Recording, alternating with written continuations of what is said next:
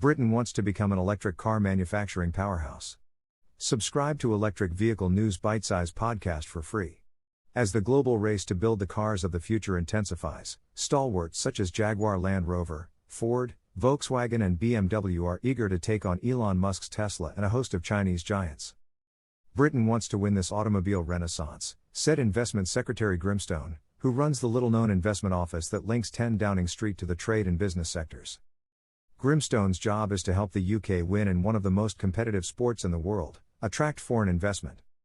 However, one of the biggest barriers to investment in the sector is regulations on how much products UK manufacturers must make in Europe to receive lower tariffs when they trade with the rest of the EU. With most electric vehicle batteries, at least components, produced further afield, manufacturers will find it difficult to keep their cars within the tight constraints needed to make exports to Europe competitive, while at the same time driving up exports globally under the UK's new trade deals.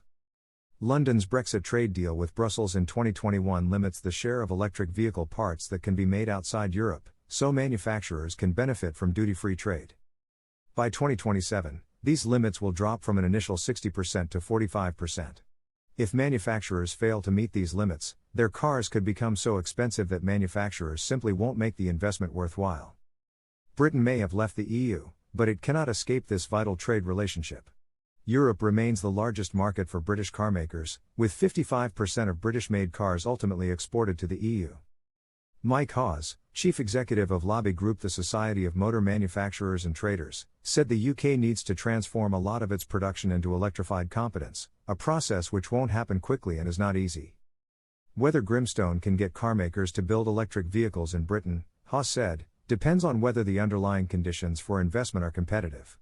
China is currently number one in the world for electric vehicle manufacturing, with the US, Japan, and Korea all strong performers too. So there is quite a lot of competition. Grimstone has already had one clear win. On the evening of June 30 last year, he attended a Sunderland dinner hosted by senior Nissan officials to celebrate, ahead of an announcement by senior Nissan officials and Chinese battery maker Envision Group for a £1 billion stake in Sunderland. His early success in trying to change the industry produced electric cars the next day. British Prime Minister Boris Johnson and Business Secretary Kwasi Kwarteng even appeared in Sunderland, a major political battleground in northeast England, to celebrate. For the deal to happen, three parties needed to be brought to the finishing line simultaneously, Grimstone recalled: Nissan, Envision, and Sunderland City Council. But the race to seal the deal started months earlier, with Grimstone heading up regular weekly meetings between the three, and a tracker which said who had to do what to get this done. Grimstone used his bargaining skills while working at a merchant bank to help sponsor government grants and aid, while Sunderland City Council completed a microgrid and moved pylons to allow factories to be sited where needed. Traditionally, any one of those things can cause projects to fail, Grimstone said. What we haven't traditionally been very good at in this country is clearing barriers to investment. With Nissan in the bag, Grimstone travelled up and down the country from Birmingham and Manchester to Glasgow and Teesside in a bid to launch that auto renaissance and draw in more foreign investment. In less than a year, the Office for Investment has helped attract deals worth around £5 billion, including Ford's £230 million investment in Halewood, Stellantis' £100 million stake in Vauxhall's Ellesmere port plant, more than £1.7 billion in private funding for Britishvolt and a £2.5 billion investment in Bentley Crew. The threat of a trade war is threatening auto investment as Britain tries to tear up a post-Brexit trade deal with Northern Ireland, Ford UK chairman Tim Slaughter said this week. Slides and briefings prepared for a meeting between Grimstone, SMMT's Hawes and senior officials from various carmakers last May listed Brexit as a key cost and competitiveness issue alongside the COVID-19 facing the industry. I'm aware the sector continues to face headwinds as it recovers from COVID-19 and adjusts to the new trading arrangements with the EU, Grimstone told participants at that meeting, according to the documents. While the UK business environment is relatively competitive, he said, citing the barriers, I do not underestimate the challenge of landing these investments. A report at the meeting laid out a long list of Brexit issues, including rules of origin for the UK-EU trade deal, increased customs and border costs, the Northern Ireland Protocol and freight delays. The Brexit trade deal just about works for us, said Hawes. But don't get me wrong, he adds, it's still time sensitive. It is unclear whether British manufacturers can phase out foreign components in their batteries to meet European timetables. Ultimately, all electric vehicles sold in Europe will have to have a European-made battery, said Hawes. The Brexit trade deal will tighten British electric battery supply chains within Europe. Further complicating matters, he says, is that when the UK comes to trade with other countries, then you've got to agree rules of origin all over again. The UK is currently in trade talks with countries including India, Mexico, 6 Gulf states and the 11-nation CPTPP trade bloc that must embrace UK supply chains in Europe. Each of these transactions sets its own rules for where components are produced. When you're doing a deal with an automotive-producing nation, said Hawes, they're used to high levels of local content, usually 55% of the vehicle's production for their own domestic industry. So that'll be their starting point in trade talks, he said. Yet this is too high for electric vehicles to clear, Sam Lowe of consultancy Flint Global has warned. This is due to the battery of an electric vehicle accounting for a significant percentage of the final value of an electric vehicle, 35 to 45%, and invariably being sourced from outside the EU, usually Asia.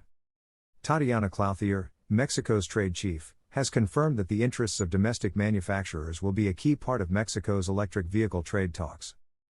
Mexico specializes in developing parts. We integrate them into the vehicles not only in Mexico, but we sell parts to almost everywhere in the world. And that's what we are looking for. India and its growing middle class of millions also provide a huge market for British carmakers. Yet what Indian Prime Minister Narendra Modi wants most is to be able to manufacture cars in India under his Make in India policy, Suresh Surana, founder of the consultancy RSM India, explained. He's worked closely with Indian auto manufacturer Tata Group, which owns Jaguar Land Rover, currently Britain's top car maker. India already slaps a 150% tariff on imported finished electric vehicles and steep duties on components. It keeps Elon Musk's Tesla out of the country. Indian negotiators will oppose lowering tariffs on finished electric vehicles and components in trade talks, a former British diplomat who has been stationed in India for nearly a decade said. Made in India is just that, they said. Surana said it is possible that some parts will be manufactured in the UK and India and exchanged between the two to produce complete vehicles, while intellectual property rights are transferred. Over-dependency on China is becoming very clear, he said. India can be used as a regional hub for component manufacturing and also, of course, for the local market in India. British manufacturers may want to use British know-how and British components to build manufacturing in India, said Investment Minister Grimstone, citing Tata Motors, which owns Land Rover, as a beneficiary. A trade deal which allows freedom of flow of that is really important, he adds. Nonetheless, Jaguar Land Rover already plans to produce a new range of electric vehicles in Slovakia. Britain has also lost out to Berlin in winning Musk's Tesla factory. If they're building a very large factory in Berlin, it's very unlikely they want to build another very large factory in Britain, it's just the dynamics of it, Grimstone said. Tesla has competitors, he points out. We're always looking at the potential of new entrants coming into the market.